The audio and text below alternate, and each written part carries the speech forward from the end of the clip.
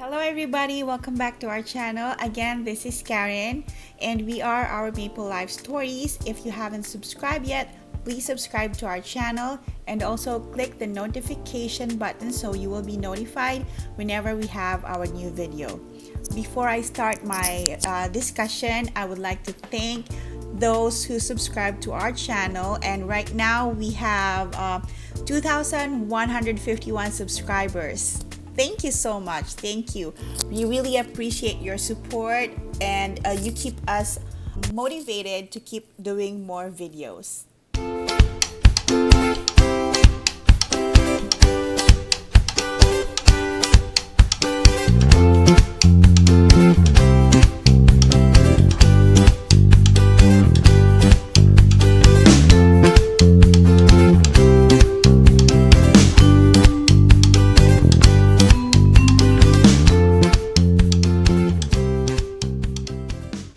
Welcome back to our Maple Life Story. So for today's topic, I will be discussing about careers after your caregiving program has ended. So I want to give you some ideas that you can continue as your career after your caregiving program. Let's say you don't want to continue your previous profession and you wanted to have a change of career. What I mean by previous profession was your profession before you come here to Canada. Like for example, me, I'm a nurse in my home country, and when I came here, I'm a caregiver. So let's say I don't want to continue my nursing career in Canada. There are a lot of options that you can choose from in this country. So I will give you some examples, and I will also put the link in the description box just in case you wanted to continue studying for that profession or career that I will be discussing. There is actually a lot of work options to choose from after you finish your caregiving program. It can be overwhelming, so I suggest that you think about it now, then think of your options later. So based on our unofficial survey, we asked several people that we know who are under the caregiving program who came to Canada about their profession way back home in the Philippines. So some of them are teachers, some of them work in Hong Kong as a domestic helper, and we also know several people who worked as nurses in the Middle East. So your education in your home country is always assessed based on the education standard of Canada. So that is why most nurses, engineers, most doctors, and other professions who doesn't have Canadian education cannot continue working on those professions because they need to upgrade and they need to have Canadian education before they can work in their chosen profession. We actually know several nurses who pursue their career in this country, and it is a long journey. And as I have mentioned earlier in my video, we are also nurses. Kevin and I, my husband, are also nurses way back home in the Philippines, and we already started the process of our nursing career in Canada, and it's still taking a while. So we have to be patient. So we wanted to take it step by step, slowly but surely. So for nurses, you will have to start with NNAS, or the National Nursing Assessment Service. They will assess your credentials, and then if they are done assessing your credentials, they will pass it to CNO, or College of Nurses of Ontario.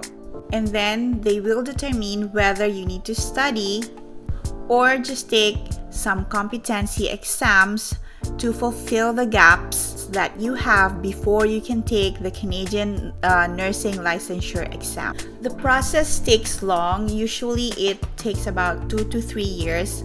It depends. You really need to have lots of patience, and we have to endure the hardships that we will encounter along the way. And for those who wanted to be a teacher in this country, we are not really familiar with the process. For sure, you also need to upgrade. Same with other professions. You need to have Canadian education. So with me is Kai. my baby Sky. This is how I vlog sometimes, if you have seen my previous video. So anyway, for those people who wanted to have a change of career, I would suggest some examples that you can choose from. It also pays well, but most of them would require you to study for about 6 months to a year. It depends on the course that you will be choosing. So just a reminder, if you are still in a caregiving program, you cannot study yet because you might need to have a study permit for you to do it. So better to wait for your caregiver program to end and then you study. The first suggestion for your future career after your caregiving program is to be an insurance agent or a realtor. So for this too, you will need to have the ability to sell. It is a very good paying job here, and it is commission based and it involves a lot of work, but it is very rewarding. So as I have mentioned, I will post the link in the description below. I will post a link of the college where you can enroll to be an insurance agent and a realtor in the description box. For caregivers, you can also enroll as a PSW or a personal support worker. This is a little bit different from caregiving because you can work in a hospital, or you can work in a nursing home or in a retirement home as a PSW. You have to study as a PSW for about 6 months, and they are also increasing the hourly pay for PSW in Ontario. They are increasing the hourly rate of PSWs because of the pandemic. There is a lot of hiring for PSWs. The hospitals, the nursing homes, and retirement homes need more PSWs to attend to the elderly. For the next one is a bookkeeper. If you are interested in a career that is somewhat like accounting, you can enroll as a bookkeeper. I have also put the link in the description below. It's a link for a school, and the name of the school is Centennial College. So if you want to enroll, just click the link and register. And if you want to be a bookkeeper, you have to be good in math.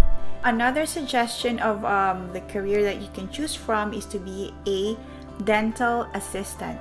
If you are willing to assist a dentist in their dental procedure, you can do so. There is a school that offers a dental assistant course. This also pays well. It doesn't pay a minimum hourly minimum. So yeah, this is a good paying job after your caregiving career.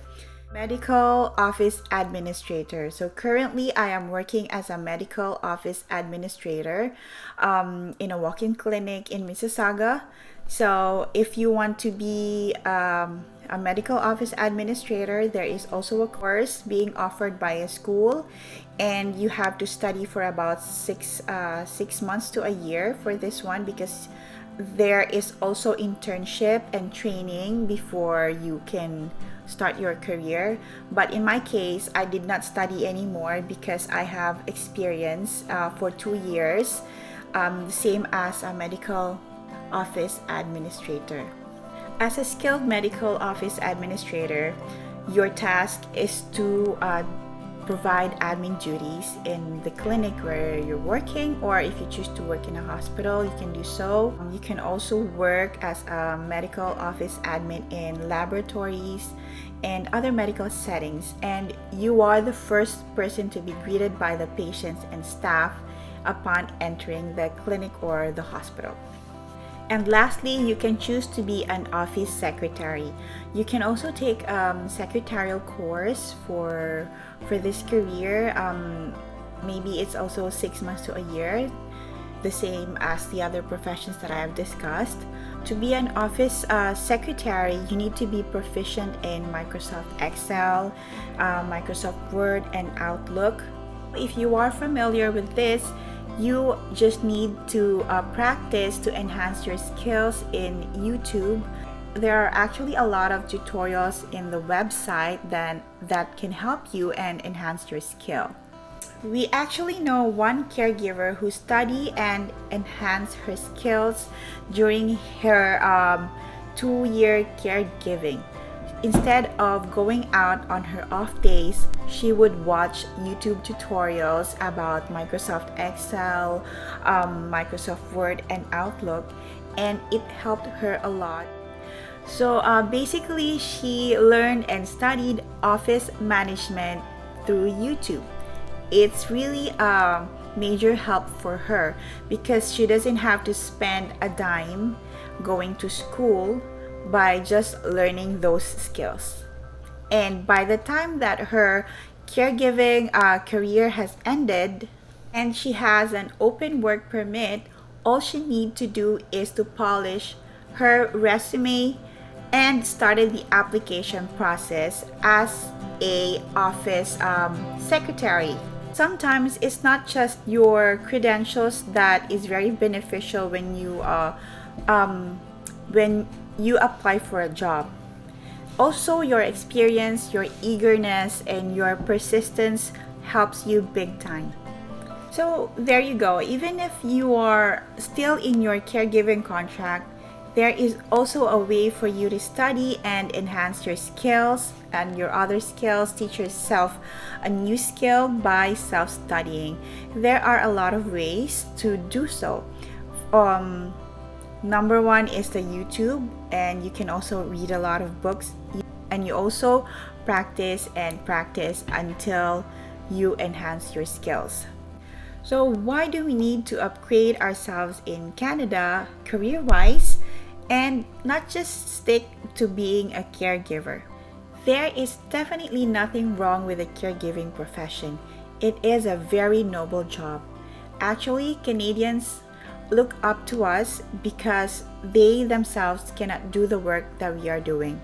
But noble job doesn't mean equals to high paying job. The money that you earn as a caregiver is way much more if you convert it to in your home currency. But if you are with your family and you are living in Canada, know that you will be spending Canadian dollars as well, and it's not cheap to live in this country. Have you heard about the term paycheck to paycheck? Most Canadians live that way because of the higher cost of living. Having said that, it is always best to upgrade ourselves and to think ahead. Make plans now so that you are prepared after your program is finished.